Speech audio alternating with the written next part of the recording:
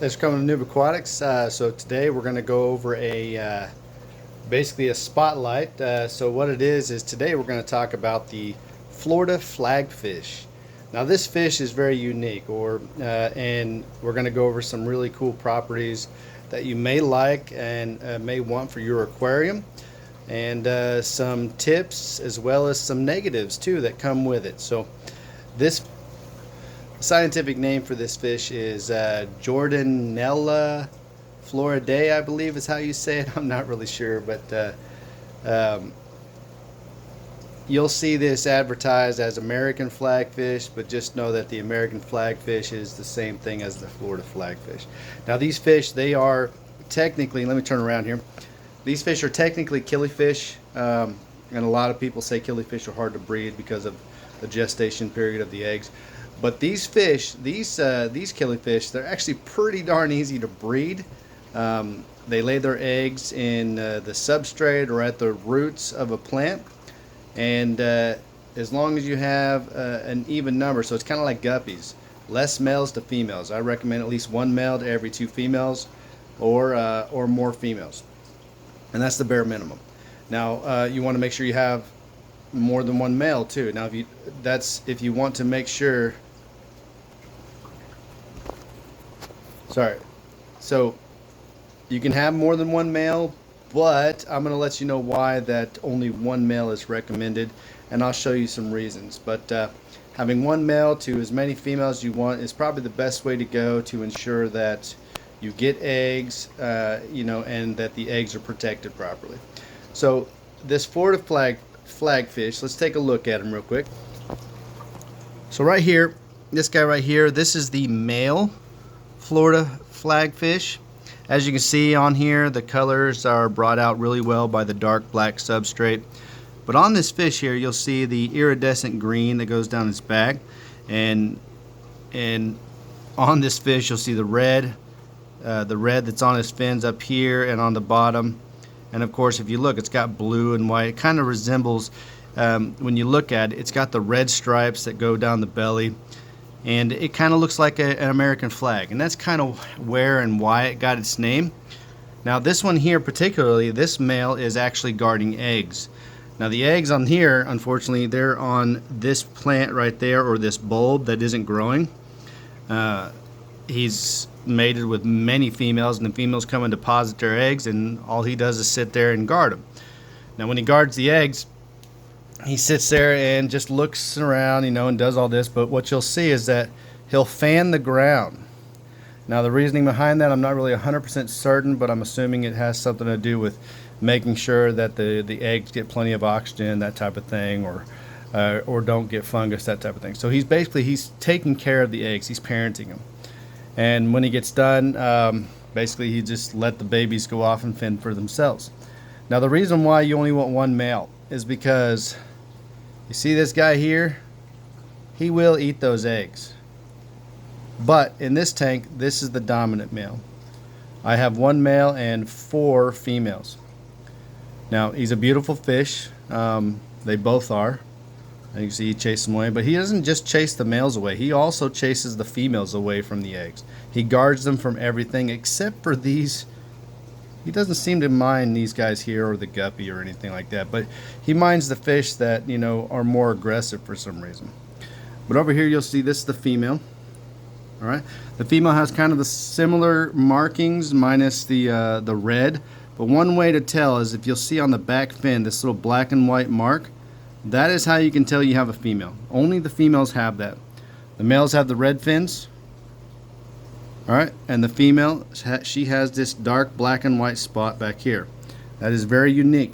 That is the guaranteed way to tell the difference between a male and a female. Now the females, when they're not mating, are dark, kind of a brown color with this black spot here. Alright, there's one of my odos.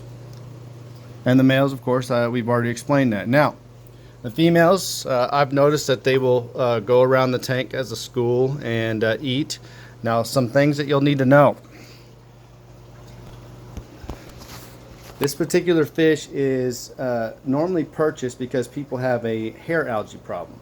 This is one of the few fish that actually will eat hair algae. All right, so they'll eat black beard algae, they'll eat green hair algae, whatever. They'll eat the hair algae. Now that comes with a cost, because anything that looks like hair algae in the tank, they will eat. So here are some things that they will eat. Hair grass, they will eat it. You will get so upset that they're ripping it out of the ground, eating it, and spreading it all over your tank. So I do not recommend putting these flagfish in a tank with dwarf hair grass or any type of hair grass. They rip it right out of the ground and eat it. Now some other, up here, I have a lot of floating plants, and you'll see the roots here. But the funny thing is they don't go after all of them. Up here, I also have some frog bit. Now the frog bit is all dying off because for some reason the Florida flagfish, these guys, the females, they eat the roots of frog bit. Not sure why. Rest of the roots are doing pretty good. But yeah, they'll eat the roots. Now again, they will eat dwarf hair grass. Now I at one point had a black beard algae problem in this tank. All right. I don't have that problem anymore. They got rid of it off all the plants, but for some reason they didn't eat the black beard algae off of the wood, off of the driftwood. So I had to take care of that and get rid of that a different way, and I'll explain that later. But yeah, they didn't eat the black beard algae that was on the wood. They only liked it when it was on the plants. So on top of the, here and on the plants over here. They ate it right up. Now, that's the benefit. The benefit is that they eat black beard or hair algae. That's one of the really main benefits there. Other than that, they're a really pretty fish. The male looks like an American flag if you like that sort of thing. And they're really easy to breed. It doesn't matter the pH. They can do well in pretty much any pH from 6.5 all the way up to almost 8. And they will breed in almost any pH, I've learned. So the main thing is the environment. Do your water changes every week. Clean your substrate, because they do lay their eggs in the substrate around the roots and that type of thing. Or on bulbs that aren't growing, of course. But yeah, they're great fish. I would recommend them to pretty much anybody. Now, there are downsides. So let's take a look at this. So let's just say that you have other fish in your tank and they're slightly smaller. Now the male flagfish can get quite aggressive when there are eggs on the ground. He can chase them away, nip at their fins, and tear up other fish. Now, one of the fish that he did attack, if I can find her, is one of my female checker barbs. She's in here. She's not doing very well. Her fins are all tore up, and she's just not feeling very well. But that's probably from getting beat up. I don't see her in there. She's probably, oh, there she is right there. So this one right here in the back, she got beat up pretty bad by this guy. He doesn't care about the cherry barbs, but for some reason he doesn't like the checkered barbs, and I'm assuming that has something to do with the colors. So, but yeah, they don't attack snails, so they're snail friendly if you want nerites, but they do eat ram's horn snails, and they do eat pond snails. I don't know why, but they do eat those. They do not eat Malaysian trumpet snails. They don't like those, probably because, and you'll see there's another one there. I got a ton of them in here. Most of them are under the substrate. They don't eat those. They do like some other stuff.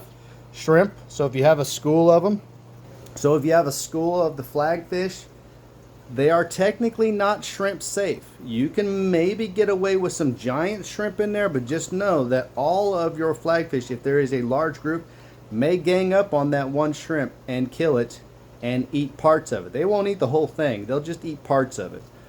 I tested this out by buying several dozen ghost shrimp, all right, because they were cheap. They're only a couple dollars here where I am, and a lot of times people buy them as food, and I do too. I feed them to random fish here just because they eat different snacks.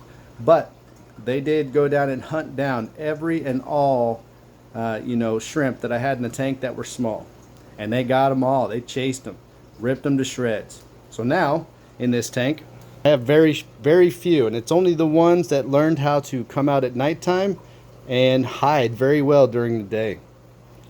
So yeah, in here I have maybe 5 or 6 ghost shrimp left. Now one thing I'm going to do, I will be moving these Florida flagfish to their own aquarium, because I am going to try to actually hatch out the eggs. I haven't been successful because in this tank here, as soon as they hatch, because the babies are so small, I'm 100% certain they're getting eaten by my apistogrammas, which you'll see here, or getting eaten by some of these other fish. But most likely the females up here.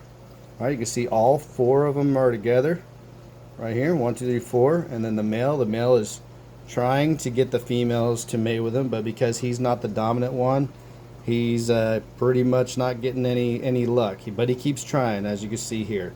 He'll fan out just like a cichlid does and show the colors, and he'll keep doing that to the female and then chase her around, maybe nip at her. But yeah, so he's trying. He's around all 4, and he's not doing very good. The females are pretty much ignoring him because he is the dominant male, and it has a hierarchy here.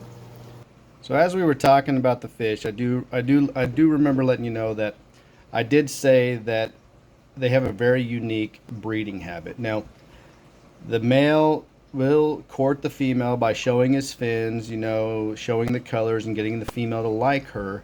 But then once that female likes the male, it's very unique. The female will actively chase down the male and do this dance, and I'll show you the video right here in just a second. Will do this dance around the male with her tail, trying to get him to breed with her. It's very cool. It's something I've never seen before, but one of the things that you're going to see in this video is that unlike a lot of fish where their colors get enhanced when they're in their mating season, this female, you'll see that whenever she's ready to mate with the male and she's the one trying to get him to mate, she turns almost pale white, ghost white. Freaked me out the first time I saw it. I thought she was dying, but she does it every single time. There's multiple females in here. They do it every single time they are trying to get the dominant male to mate with them. So take a look at this small video here, and then we'll get back to the spotlight of you know, the Florida Flagfish.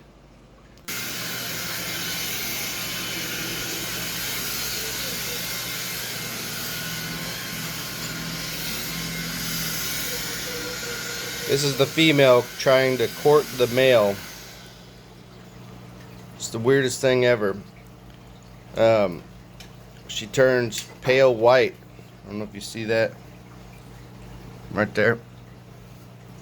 These are the Florida Flagfish.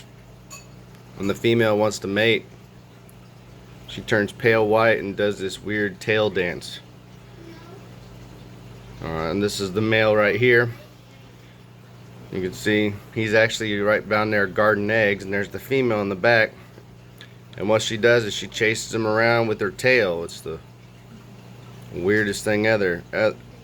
And then, as you can see how pale she is, she just does this weird reverse tail dance thing.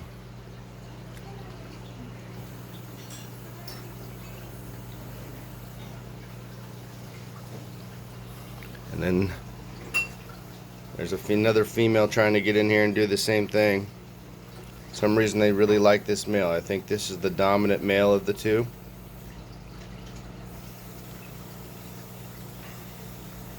And there they are mating. But yeah, the weirdest thing is how pale she turns. She turns literally ghost white.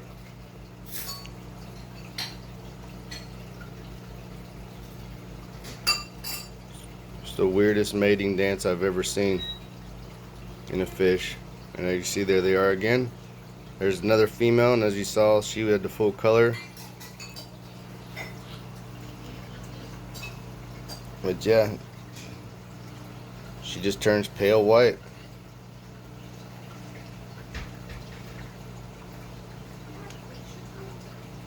It's weird. She just chases them around with her tail in circles, and then they mate.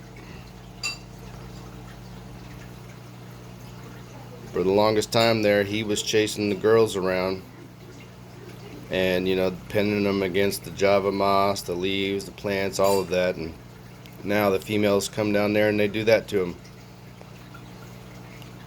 They chase them in circles with their tail, and then just do that.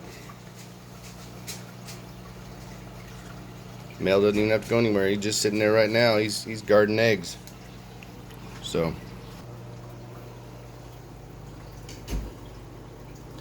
But yeah, so they live pretty peacefully in here, except for when they have eggs.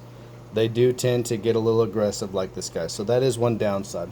The other downside to having these fish is that, like I said, if you have plants in your aquarium, which I recommend for every aquarium no matter what, and it looks like hair algae, they're probably going to eat it, and they're probably going to tear up your tank. So if you have anything in there besides hair algae that's actual plant that you want to keep, don't get the Florida Flagfish.